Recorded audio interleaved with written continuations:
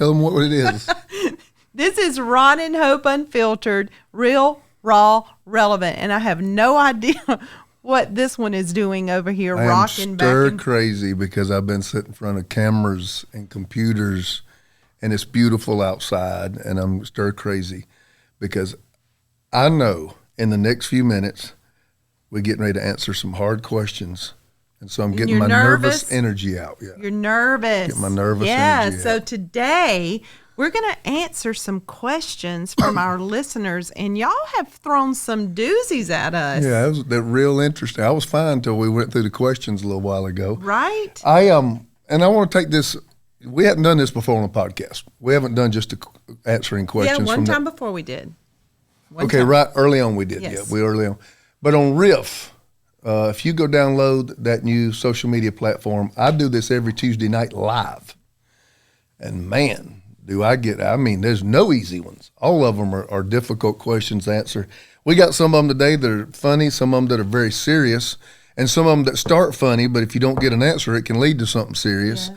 But anyway, just kind of introduce where we're headed today. Okay, we got some questions.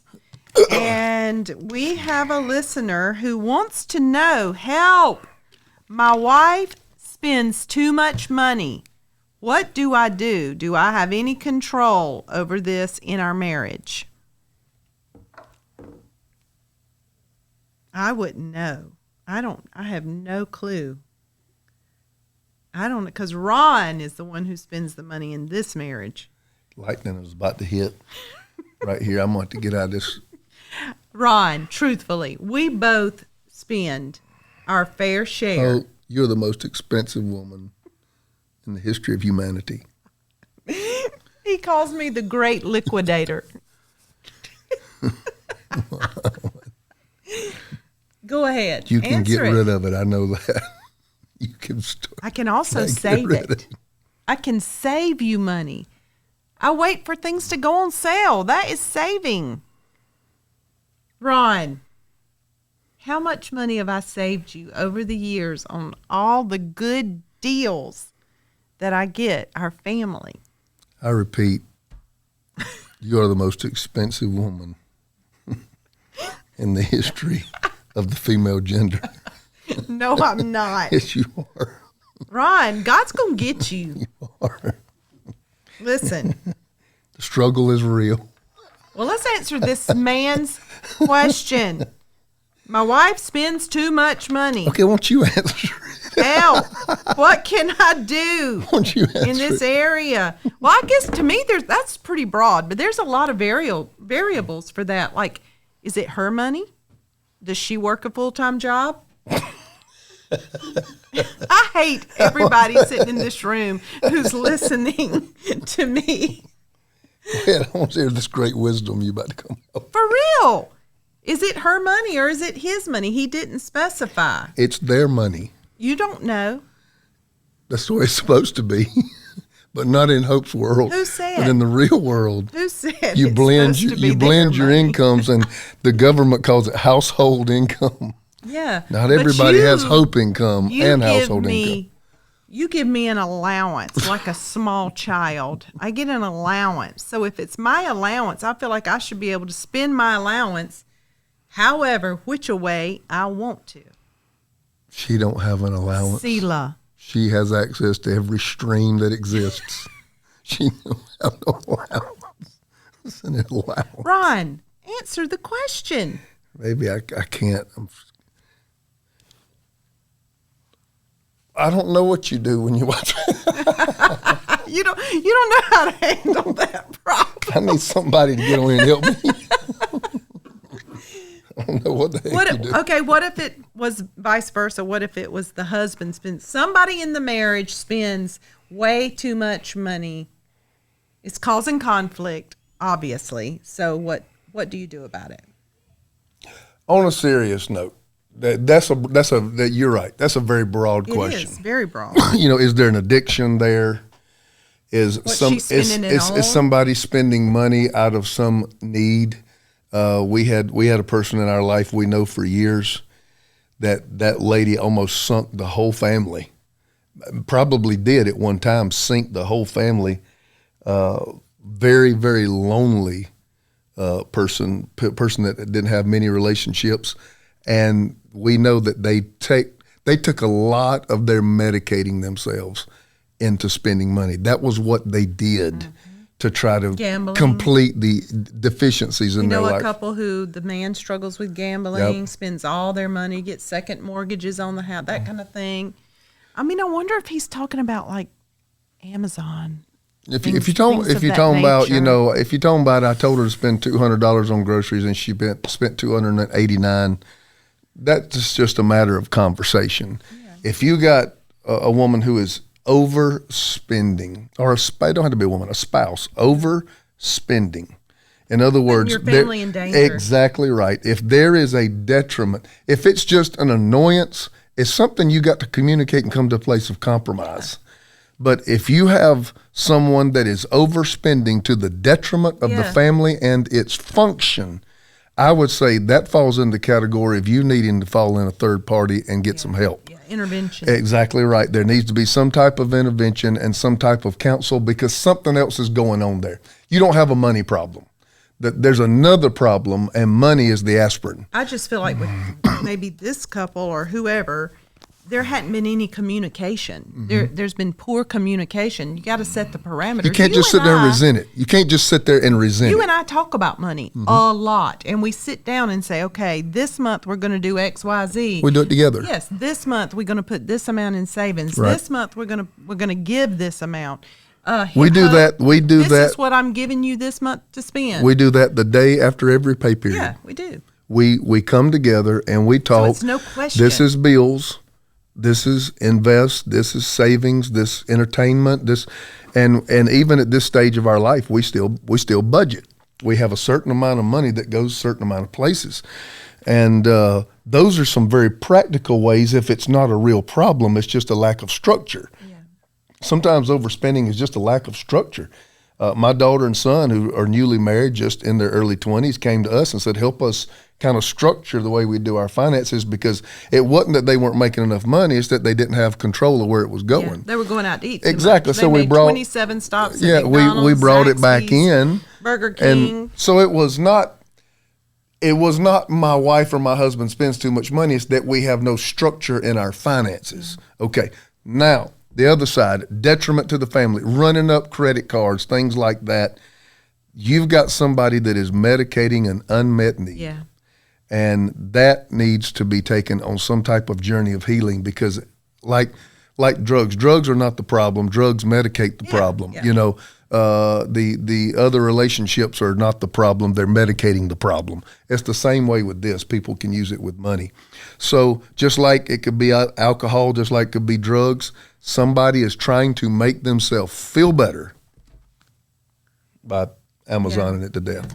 So that's what I would do. Amazoning it to death. Yeah, Amazoning it to death. I think you say, though, that I spend a lot of money because you see a lot of packages come in. But my packages might be a lot, but the amount it costs each package is not a lot of money. Nope. We both, permission to speak freely, we both spend money. Yes, we both spend money. I will wait until I can buy something nice, and then I will purchase that nice thing.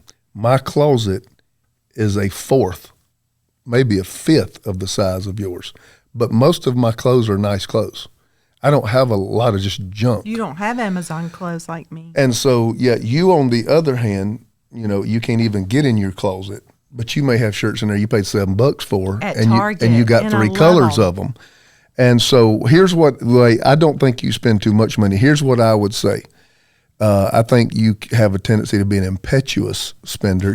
This question really wasn't about me. But wait a minute, I'm going to tell you what. I'm going to compromise here. And I'm very structured. You tend to be more of a freelance spender. I tend to be more of an extremely planned out spender. I don't get caught up in the moment much. You've seen me do it a couple of times, but it's not much where I get caught up in the moment. I think you put me and you together, it meets somewhere in the middle. Yes. Like everything else in our life pretty much does.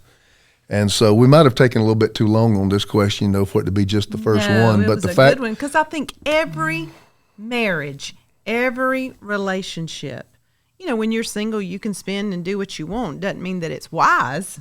Just because you're single and you blow money, that's not wise. well, you can do it, but it won't affect anybody else. When you do it in a marriage, there's collateral damage. Right. It affects a lot of people in marriage. I think in marriage, how can two walk together? Unless they agree. Unless they agree. Period. On every level. How can you agree unless you communicate? Right. So you can't ignore the big elephant in the room. You got to talk and say, this is not sustainable. Yeah. Right. This is not sustainable. And this is what I desire to see in our finances. This is what I desire to see in I was just getting ready to go there. I think it was a help my wife spends too much. Is that the question? Yes. Sir, the Bible says where there's no vision, people perish. That means they cast off restraint and run wild. Don't mean they fall over dead. It means where there is no vision, people have no boundaries. They cast off restraint and they run wild. I think this is a great opportunity for you to cast vision. I don't have a vision for us struggling, honey. I don't have a vision for us living paycheck to paycheck. Good. I have a vision for us to live like this. And I have a vision for us to pay off our house by age 45. And I have a vision. And when you start casting vision, all of a sudden boundaries start coming in. And so as a man, get out in front of it and say, here is where I would like for us to be, but we can't do it managing our money like this. Yeah, maybe he as the head of the house has never set a vision. And he may have no model finances. to do that. Yeah. Right. And the Bible says, he who does not provide for his house is worse than an infidel. The word infidel means one led by the senses. Provide, the root word is vision. He who does not have a vision for his household is worse than someone led by his senses. That's so good. That's what that says.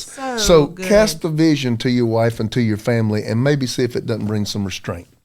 But she does need to have some piddle money. I mean, that's just who we are. And talking about money, right here, it's time, parents, time to finally cross off one of the most important things on your to-do list. Listen, what would it be as a parent? Life insurance. You said, what? Yes, life insurance. I've seen so many families suffer because the parents did not make the necessary choices to have life insurance. And it is such an easy fix. Yes. It is. During COVID, baby doll, how many funerals that we had to did pay we for? As a ministry pay for? And I'm glad to do it. And I'm glad we had the resources to do it. Please don't, I'm not, but the fact was, it was an easy fix for this not to be a burden on anybody else when it's our appointed time. I'm sorry I interrupted. No, Go ahead. It's fine. I just wanted to tell you guys this was something Ron and I we've always been very intentional about, is preparing for the future. And even when we didn't have hardly anything, we didn't make. I had a life money. insurance policy when me and you couldn't afford groceries. Yes, we would put $25 a week back for our children's college fund. We had a life insurance policy, and I want to tell you about a great one. It's called Fabric.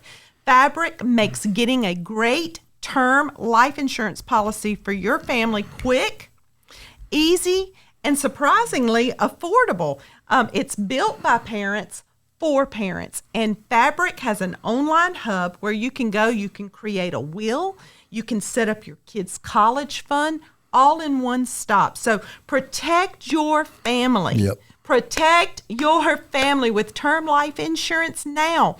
In just 10 minutes, you can apply today at meetfabric.com/Ron Hope. Say that again. That's meetfabric.com/Ron Hope.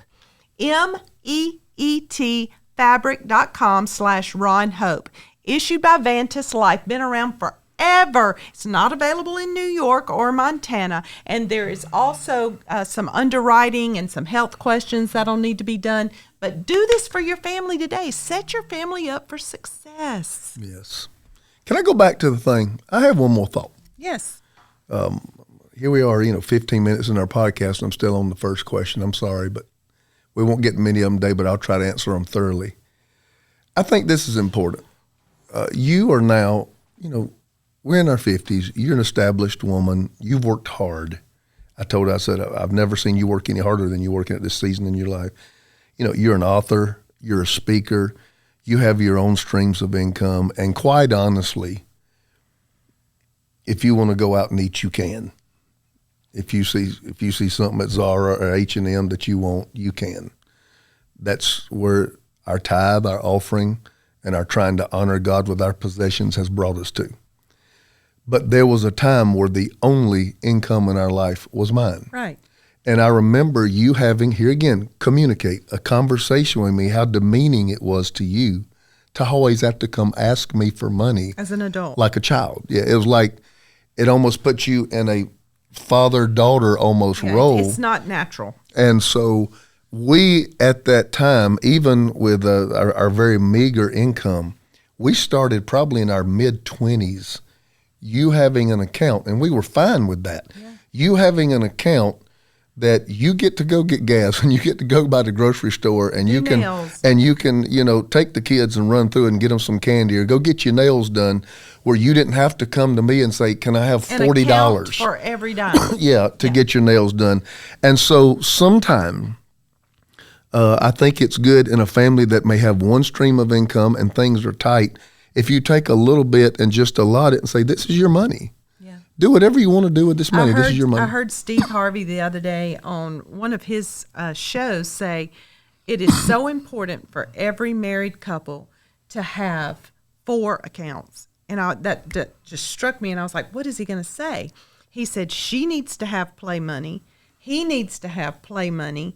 You need to have a family account where all your bills, my house is going to get paid, my groceries are going to get paid, my light bill's going to get paid, and you need to have a savings account. Mm-hmm. Especially if you both work. He said both of you need to agree how much money is going to go into the family account and how much money both of you are going to contribute to the savings account. And then you got your play money. I didn't know Steve Harvey said that, but we have that. Yeah, we do. We have that. We're set up like that, so it lets me know I'm in good company. But I just wanted to go back and add that in because I remember that being an event in our life. I didn't even think nothing about it. Yeah.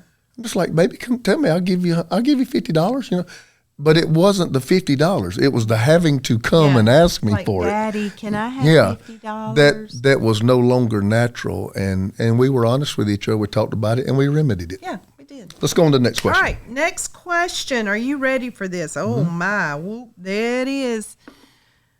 Are sex toys okay in the marriage? From my wife spends too much to sex toys. How do we make that leap? Are sex toys, people really want, we've done enough marriage conferences over the years to know there's a lot of messed up stuff going on in marriages. And people who really love God really do want to do life right. Mm-hmm. And so they ask questions, is it okay? Let us promote our marriage conference, which will begin again. We skipped a couple of years because of COVID. We will start this again next February. And we have room for 1,000 people, 500 couples, and we go places you never dreamed anybody would go. This is what I talk about in our sex session. Of course, I go an hour, a lot deeper. Does God speak about it? These are the questions you need to ask. Does God speak about it? No, sex toys are not mentioned in the Bible.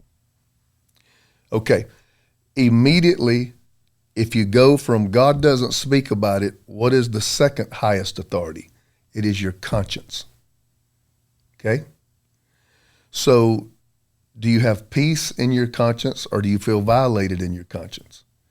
And the third thing you have to go to, is it mutually beneficial? That's so good. Is it mutually beneficial? Number one, does God speak?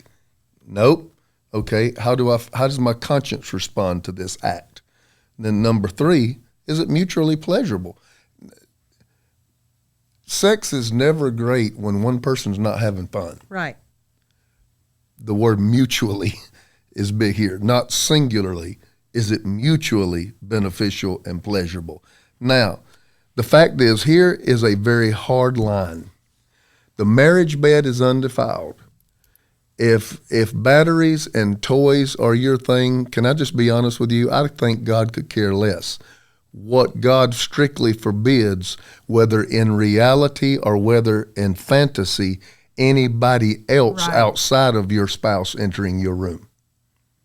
That is strictly forbidden by God, because it's not just the act that Jesus forbids. Yeah. It's the if you have thought it in your heart. Thought it in your heart. He said you have done it.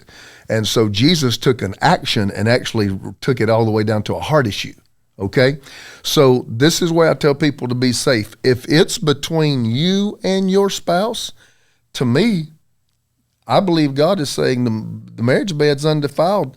That's your playground. You know, you and your spouse, if it's mutually beneficial, if it doesn't violate your conscience, have at it. But anytime it involves, don't take them into your conference. Yeah, anytime it involves anybody or anything that you have to go outside of your marriage for the pleasure to take place, you are in dangerous ground, and I would say you probably, if not already in, you're real close to sin. Let me ask you this, Ron. Take it a step further. Just like we would tell an alcoholic, don't go to the bar. If you are an alcoholic and you know you struggle with alcohol, don't go sit at the bar. Okay? Don't go to the bar alone.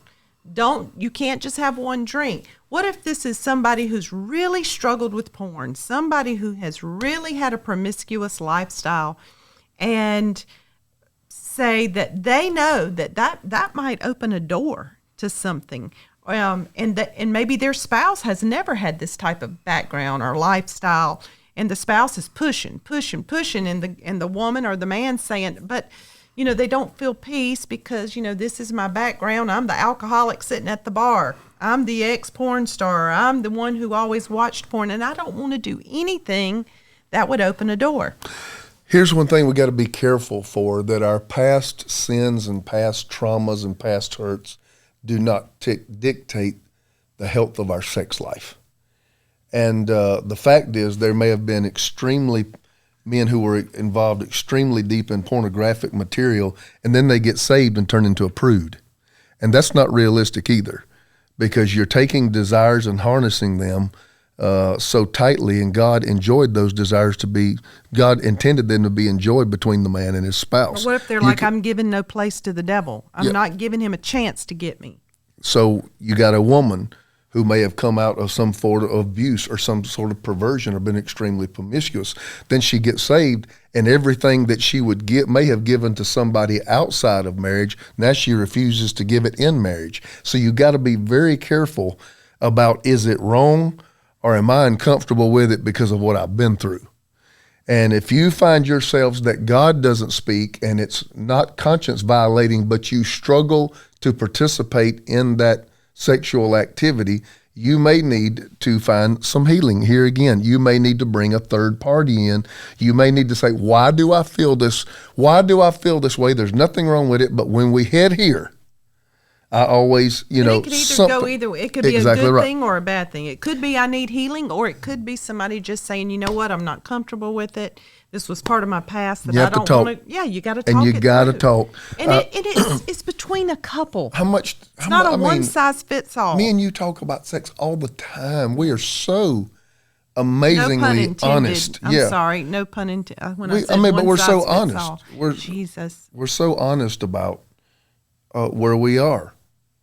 People, sometimes they just want us to be preachers and don't want to know all this about our life. But the fact is, I'll let you know if it's been a while.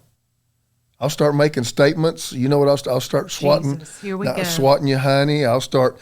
You need to put on You'll this. let me know when it's been more than one day. Yeah, I'll let you know. Well, you remember we talked about how many times a few weeks ago on the podcast was enough, and I said 13 a week. And you said, what, one? And I said 13. So we were a little ways off. But anyway, communicating, you can't get mad. You are a funny guy. At what I don't know. Does that make sense? Your daughter's FaceTiming me. Yep, that's Go normal. That's about the fifth one today. Okay. You can't get mad at me for what I don't know. And sometimes we go somewhere in our sex life and we resent it. Yeah. But the other person don't even know that it's a problem. That's true. You got to talk. You got to talk about it. You got to communicate. So key in a marriage. And another thing, people say, well, how much of my past do I tell my spouse? And I say this right here. They need to know that there was one. There was one. You don't have to give. You don't need to go into the details. details, but they don't need to be deceived into believing that did not exist. You need to know that there was one, And then if there are consequences or things you deal with because of it, you need to be honest about that too. Because how can your spouse minister if they don't know your area of need? So good. So that's our sex toy question. What else we got on here? All right. My husband wants to spank our kids, and I don't. Help us. We were talking about this earlier, and somebody in the room was like, well, the law says you can't. And then we had to look that up, right? And the law says you can, but it has to be a certain way. How was it? What did they say? Open hand and can't leave marks and can't stuff leave like marks. that. Yeah, I don't believe you're supposed to leave marks on your kids. That's Yep. abuse. Complete abuse. You're going to have to come to a place of compromise. How can any two walk together unless they agree? That I don't have any pixie dust to throw on you. The fact is, you're going to have to talk it out. You're going to have to share your convictions. This is why I feel so strongly about this, and let the other person share their convictions. And then you're going to have to come to some compromised outcome, because nobody can come to the table in a negotiation and get everything they want. You're going to have to give a little bit to reach compromise. And in the places where you don't agree, communication to the place of compromise. What does the and Bible meet say? at that place. What does the Bible say?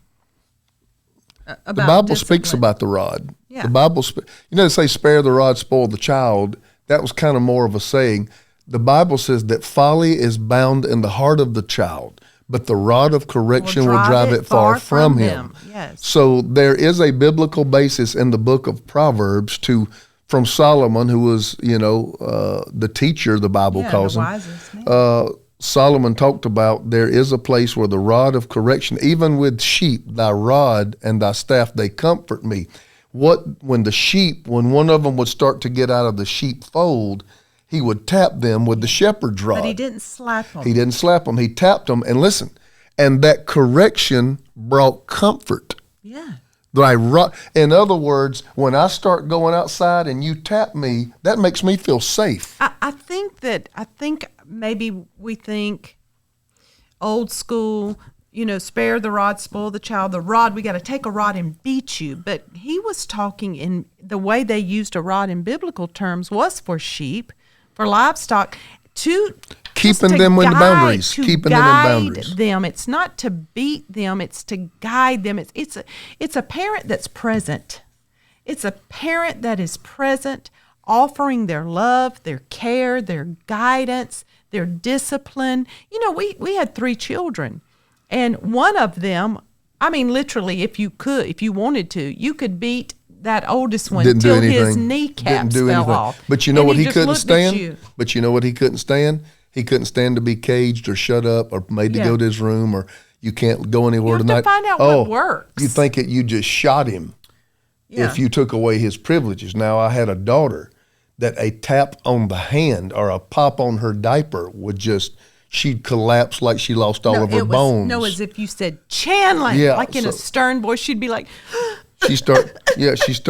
So you got Chase, who you could have beat with chains and it wouldn't have mattered, because he just was rough. Not that we would. Yeah, he just rough, and he was tough, and he's still tough, and he's still rough. You got Chaz that was somewhere in between. I called him orangutan because when I would go to spank him, I would hold him up by his arms. He was so flexible. And he was so ropey, he could take his feet and put them around and wrap them up around his butt. Cheeks. And cover his butt. And so he's sitting there dangling, and you can't hit his feet. So we're laughing. We all start laughing. And he's laughing. He's giggling. He's going. Because he could take his hiney and cover it up with his feet. So you got my oldest, tough as nails. You got my middle son, who turned it into a laughing time. And then you got my daughter, who, if I raised my voice, she would go into a conniption. 3 totally different responses. So let me try to bring this to a head, because we're already 2/3 of the way through, and we've answered 2 or 3 questions. I think that maybe there needs to be a place of compromise where both styles of discipline are instituted, and these behaviors call for these responses. Mm-hmm. Never abuse. Never. That's never acceptable. Never beating our children. We want our children to know, just like Jesus would never beat us. But there are things that our disobedience in God even brings a reaction. Absolutely. It brings consequence. God chastises those he loves, the Bible Yeah. says. So I would also say if your children are small, the response to the negative behavior has to be closely tied to the behavior. I came up in a family where my mom never touched me, but she would tell me at 11:30 in the morning, when Daddy gets home, you're gonna get a spanking. He'd get home at 7. And so there I was. I'm Waiting 7 and a all half. day. I'm 7.5 hours removed from what I did, and I done got saved 4 times, and I got a halo on my head by the And time most Daddy of the gets time home. forgot it. Forgotten about it, and Yeah. then it starts all over. And sometimes they're too young to associate. Yeah. This is tied to what? that. What is it Yeah. tied to? So the discipline needs to be closely in time and proximity to the act of disobedience. But I think there's some things that call for a more stringent, where there needs to be the application of discomfort. But then there are other things. Sometime I would just tell them about mercy. Oh, my word. Y'all, our kids are hilarious. But Ron, one I time, would try to make Bible lessons out of it. at night we always did Bible stories with our kids. So and they we- were supposed we to get would- a spanking. And I went in there and did a teaching on mercy. No, you taught on mercy first. You taught on it at night when we were putting them to bed. Then the next day, Chase was getting in trouble, and Ron was about to spank him. And so Ron had taught the whole principle of mercy, that, you don't get what you deserve. Oh, we're so thankful for God's mercy, because we don't get what's coming to us. And so here's Chase about to get a spanking. He's like, Daddy, Mercy. Daddy, can I please have mercy? Daddy, let's do mercy. Baby, I want to do mercy. They started doing that every time. Every single once time. I Then taught they them about scream for mercy, they thought I was Jesus. Yes. And I had to let them know I serve Jesus, but I'm not Jesus. I'm still going to bust your hind end. But anyway, let's move on to the next. The goal of discipline for children is what? Correction. It's change. To change it. It's change. You're wanting them to change. What you did leads nowhere good, and I want it to change. Yes. So That has to be you kept got in to mind. figure it That's out. the goal. And every child is different. How you get that change is totally different. We're all motivated by different things. And you got to know your children. Right. You got to spend time with them. And I don't believe the rod of correction is to beat our kids. And it shouldn't be used every time. There's sometimes we tell our the kids, rod you sit right there and think about It's to what you lead did. them, to Yeah. guide them, to structure them, to be there. Just like with the Listen, sheep. rules without relationship rebellion. equal rebellion. And if you don't have a relationship with your children, anything you do is going to cause rebellion. Yeah. Right? We did a pretty good job with that one. Let's Yeah, move on. Let's try to we get one did. more in. One more. We have one more. And the major question is, What's the major one? it's a major one, Ron Carpenter. Okay. They think I know what you're getting ready to ask me, but I don't know. So go ahead. Would you marry me earlier in life? Is that the real question, or are you just playing? I just want to know. I've told you that. Would you? We dated 3.5 years. I told you if I had to do it again, I'd have married you earlier. Because in the Bible, that 3.5 years is called the Great Tribulation period. That's not really the question. I just wanted to hear it. The question is, Ron Carpenter, they ask you, I'm grateful, not me. They ask you, do you have any regrets in life? Oh my gosh. Yeah. I like to call them do-overs. I think regret's too strong. Regret is something that can paralyze you from moving forward because I don't think nothing in God is wasted. Yeah, because you feel stuck in something that you want to go back and change. And the fact is, no matter how many times you replay it in your mind, you can't undo it. So you have to forget things and you have to press. Oh, go there. If you regret, let me just say that if we really say we regret, then what does that do to Romans 8:28? All things work together. All things work God together doesn't cause for all good. things, but he does use all things. So, I mean, how can you say you really regret it? I think it's healthy for people to say, if I could do that again. Yes.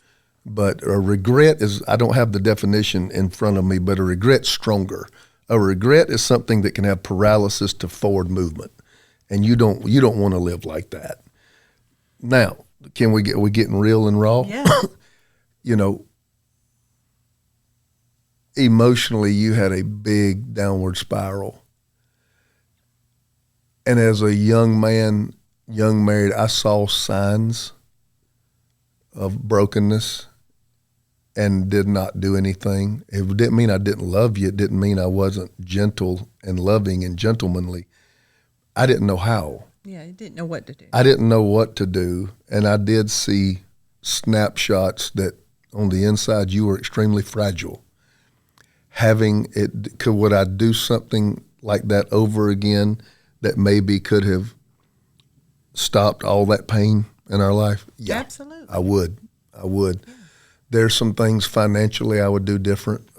I got into flipping houses as trying to build wealth, and I overextended ourselves. And during the recession of 08 to 12, I almost sunk our entire family's ship because I was overextended. I had done well on 3 or 4, and so then I went and got 3 or 4 at one time. Yeah. And then the recession hit, and I mean to tell you, it took 8 or 10 years to recover from that. It took 8 or 10 years, and that was on me. Hope had nothing to do with that. All that was on me. I have some things I do over with the kids.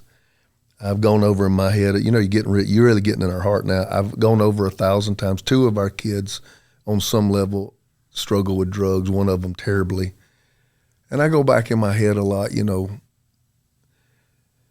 yeah, we took them out. We took them out of a school. Yeah, me and you've talked about. We let them talk us out of a Christian school we had them in. They're like, no, we want to go to public school. Yeah, and you know what? And I didn't have peace, but I wanted to be the dad they loved. And we let all 3 of our kids talk us into letting them go to another school, and it went straight downhill. But, you know, I've thought about that so many times, and I've even told parents, you know, if I had a do-over, if I could do something different, I would have never taken them out of that Christian school and put them into public school. But then, just like I said earlier, you know, Romans 8:28, God uses everything. Nothing's wasted in God. Would Chase have ever met Jordan if he was still in that Christian school?